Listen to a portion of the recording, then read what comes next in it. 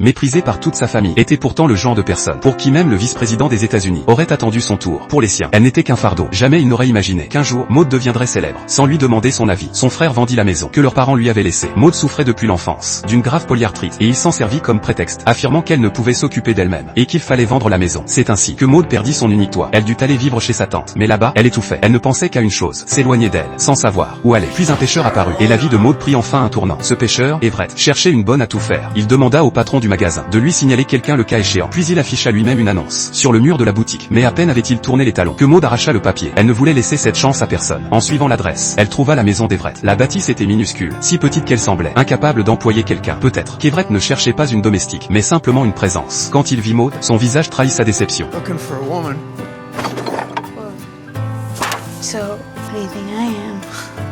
Maud lui expliqua qu'elle avait longtemps marché pour venir. Même s'il aurait préféré la voir repartir, il lui prépara tout de même une tasse de thé. Tout en l'observant, il l'évaluait en silence. Mais une chose était claire, il ne voulait pas d'elle comme domestique. Maud n'avait pas fini son thé, qu'Everett avait déjà ouvert la porte pour la renvoyer.